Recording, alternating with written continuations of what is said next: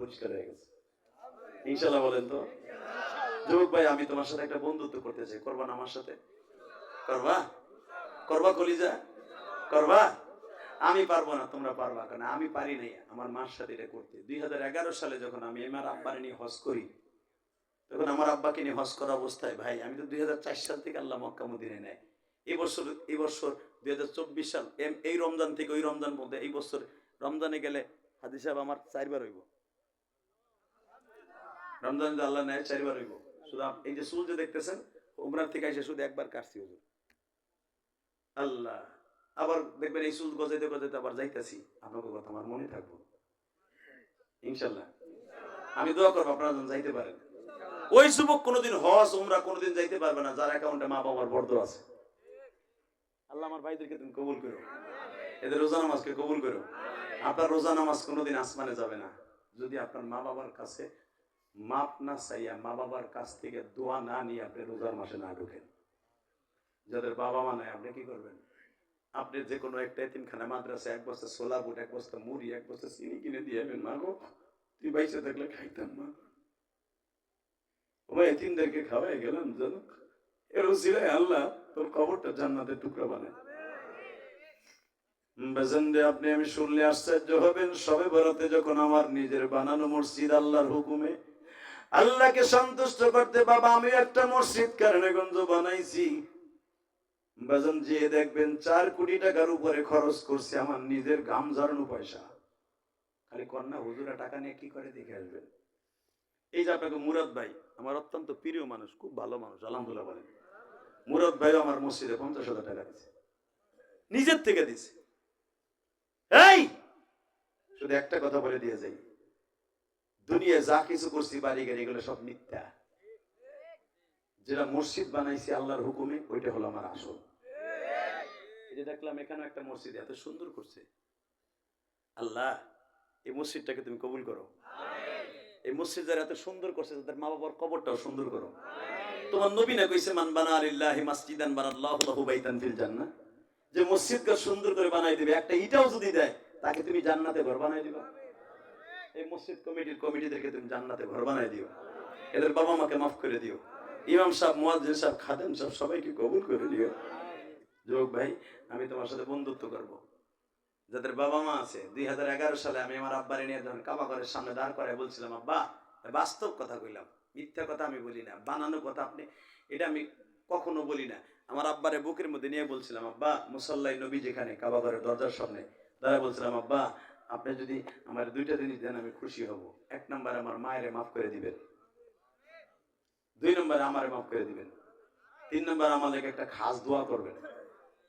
বিশ্বাস করেন এই দোয়াটা মনে কবুল হয়েছে ডাইরেক্ট, বাকিটা তো দেখি নেই আমার আল্লাহ মাফ করছে কিনা। 2য় নম্বর আমার মায়ের মাফ করছে কিনা তাও দেখি নেই, কিন্তু বাস্তব একটা দোয়া কবুল হয়েছে আমি দেখছি। আমার আব্বার সাথে হুজুর 11 সালে হজ করে আসার পরে যত ওয়াজ আমি করছি, প্রত্যেকটা ওয়াজে যুবক সভাপতি আলেম ওলামা সবাই কাঁদছে। ঠিক আমার আব্বা এই দোয়াটাই করছি, আল্লাহ আমার ইলিয়াস যত মাহফিলে যাবে প্রত্যেকটা যুবক এবং আলেম ওলামার চোখ দিয়ে তুমি পানি ফেলাইবা। প্রতিদিন যখন আমি ওয়াজে যাই আমি হাসির ওয়াজ এখন কম করি, কারণ 11 সালের পরের থেকে হাসির ওয়াজ আমি জেহাদি আর করি নাই, যদিও করি অল্প। আগে যেরকম ভাবে এই যে দেখো জেমসের গান, বিড়ি খাওয়ার স্টাইল, এই যে খেতার মধ্যে কুত কুত মুত মুত, এগুলো সব দেখবা 2011 সালের আমার আব্বার সাথে হজ করে কবুল হওয়ার পরের থেকে আমি আর হাসির ওয়াজ সেভাবে করি না। কেন জানো? হাসির ভিতরে বরকত নেই, কান্নার ভিতরে আমার মওলা বরকত রাখছে, বরকত রাখছে, বরকত রাখছে। এ যুবক, এই বরকতটা পাইছি আমার বাবারে বুকি নিয়া। তুমি যদি তোমার বাবারে বুকি নিয়ে এই বরকতটা নেও, কসম দুনিয়ার যত রোজা নামাজ তুমি করবা কবুল হবে। তুমি হজ করতে পারবা, ওমরায় যেতে পারবা। 30 সেকেন্ডে বলবো, আমার সাথে বন্ধুত্ব করার জন্য তোমার দৃশ্যটা কাবা ঘরের সামনে গেলে মনে থাকবে আমার, তোমার এই স্মৃতিটা রাসূলের রওজার পাশে গেলে আমার মনে থাকবে। বলো তো এই যুবকগুলো কারা কারা আছো, কার বাপ এই মাঠের মধ্যে আছে? কার কার বাপ এই মাঠে আছে? দাঁড়াও তো। হুজুর আমার আব্বাই মাঠে আছে, দাঁড়ান। কার কার বাবাই মাঠে আছে? দাঁড়াইতে বলছে, দাঁড়াও। হুজুর আমার আব্বাই মাঠের মধ্যে আছে, দাঁড়ান। কে কে আছেন? হুজুর আমার আব্বাই মাঠে আছে। আমার আব্বাই মাঠে আছে, আমিও আছি, আমার আব্বাও আছে, দাঁড়ান না। এই ভলান্টিয়াররা, তোমার বাবা নাই, তুমি এখন একটা জান্নাতি মহাপুরুষ হইবা। একটা জান্নাতি মানুষের কত দাম তুমি নিজেও জানো না। কাদের বাপ এই মাঠে আছে তাদেরকে দাঁড়াইতে বলছি। এই 2025 সালের আজকে 25শে ফেব্রুয়ারি আজকে 25শে ফেব্রুয়ারি, এই গভীর রাত্রে যাদের সন্তানগুলো এখানে দাঁড়াবে, আল্লাহ 25শে ফেব্রুয়ারি, মালিক তুমি তাকায়া দেখো, 25শে ফেব্রুয়ারি আর যুবক দাঁড়াই থাক, 25শে ফেব্রুয়ারি মালিক এই কালামপুর ধামরাই থানায়, ঢাকার একটা একবারে সুন্দর একটা থানা ধামরাই, আল্লাহ তুমি তাকায়া দেখো মালিক রে, এই গভীর রাত্রে এই যুবক গুলারে 25শে ফেব্রুয়ারি 25 সালে তুমি কবুল করবা। যুবক ভাই, তোমার আব্বা যদি দাঁড়ায় থাকে, আমি দৌড় বলার সাথে দৌড় দিয়ে বাপরে বুকে নিয়ে কানবা, আব্বার কানে কানে বলবা, আব্বা তুমি মাফ করলে বলে আমার রোজা কবুল হওয়া স্টার্ট হবে, আর তুমি মাফ না করলে বলে আমার কোনো রোজা আসমানে যাবে না। তুমি কেঁদে কেঁদে তোমার বাবার কাছে মাপ চাইবা। ধরো তো আব্বার বুকটা, ধরো তো বাবার বুকটা, ধরো বাবার বুকটা ধরো, দেখো তোমার আব্বা কই আছে, দেখো তোমার আব্বা কই আছে, যাও একটা দৌড় দিয়ে যাও না, একটা দৌড় দিয়ে যাও না কলিজার ভাই আমার, একটা দৌড় দিয়ে যাও না, একটা দৌড় দিয়ে বাবার কাছে যাও না, একটা দৌড় দিয়ে যাও না।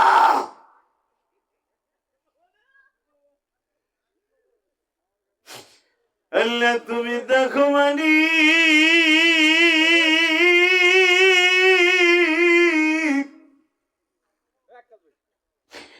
যুবক গুলা কে যেন বাবারে বুকে নিয়ে কান্দে গো আল্লাহ, বাবার কাছে যারা মাপ চাইল,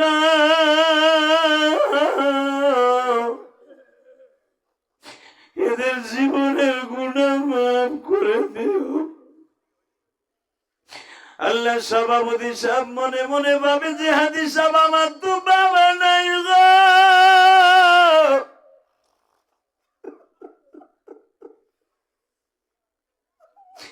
আমি কার কাছে মাপ চাইব?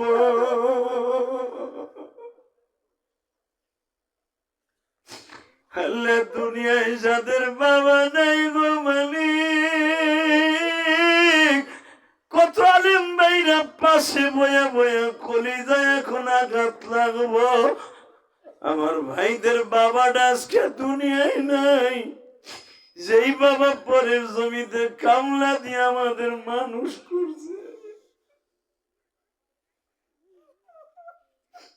দেখো কেমনে কান্দে, তোমার মায়া লাগে না? দেখো সভাপতি সাহেব দাঁড়িয়ে পাকা মানুষগুলো কান্দে। যুবকগুলো আমি বলছি তোমার বাবা পাশে নাই, জীবনে একটা চান্স দিলাম তোরে, ধর তোর বাবার বুকটা ধরে দেখ, বাবার বুকের মধ্যে বুক লাগায় চিৎকার দেয়, কাইন্দে দেখ, কত মজা লাগে। পৃথিবীতে সবচেয়ে বড় মজা হলো যখন সন্তান বাবারে বুকে পায়, এর চেয়ে বেশি মজা যখন গুনাহগার বান্দাকে মওলায় তারে বুকে পায়। তোর বাবারে বুকে নিয়ে আবার আল্লাহর বুকের মধ্যে যাই গুনাহ মাপ চাওয়া। আল্লাহ যারা বাবার কাছে মাপ চাইছে এদেরকে তুমি ওলি বানায় দাও, এদের রোজা নামাজ কবুল করে নাও।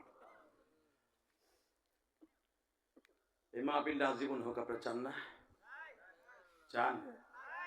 লিল্লাহি তাকবীর, লিল্লাহি তাকবীর। মাহফিলটা আজীবন হোক, আপনারা চান না? চান? 30টা সেকেন্ড একটা লোক আমি বলবো, সভাপতি সাহেব আছে এখানে আছে, আমার কেউ কিছু বলে নাই।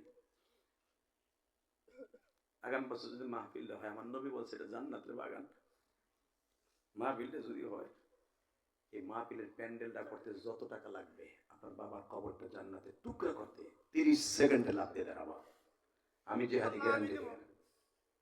লিল্লাহি তাকবীর। পুরো প্যান্ডেলের খরচ দেখ কেমনে কান্দে, মুবারক আসেন। লিল্লাহি তাকবীর। 30 সেকেন্ডে দাঁড়াবো, আগামী বছর মাইকের খরচ কে দিবা? 30 সেকেন্ড মাইকের খরচ, আগামী বছর মাইকের খরচ 30 সেকেন্ডে বলো লিল্লাহি তাকবীর। শামীম হোসেন খোকন, লিল্লাহি তাকবীর। 30 সেকেন্ডে লাভ দিয়ে দাঁড়াবা। সেক্রেটারি সাহেব বলছে না, সেক্রেটারি সাহেব আপনি দিবেন ডিজিটাল ব্যানার আর পোস্টার, যত লাগে সবচেয়ে ভালো পোস্টার আর ব্যানার দিবেন ইনশাআল্লাহ, বলেন। 30টা সেকেন্ডে আমার কিন্তু কিচ্ছু বলে নাই, আমি করে দিয়ে গেলাম জান্নাতের বাগানটা যেন তার বাবা মা কবরে ভালো থাকে, আমি গ্যারান্টি দিয়ে গেলাম আল্লাহ ভালো রাখবে। 30 সেকেন্ডে এলাকার যুবক কার কপাল এখন খুলবে আমি জানি না। আগামী বছর এই মাহফিল করার জন্য 10টা যুবক দাঁড়াবা, 10টা, বেশি না।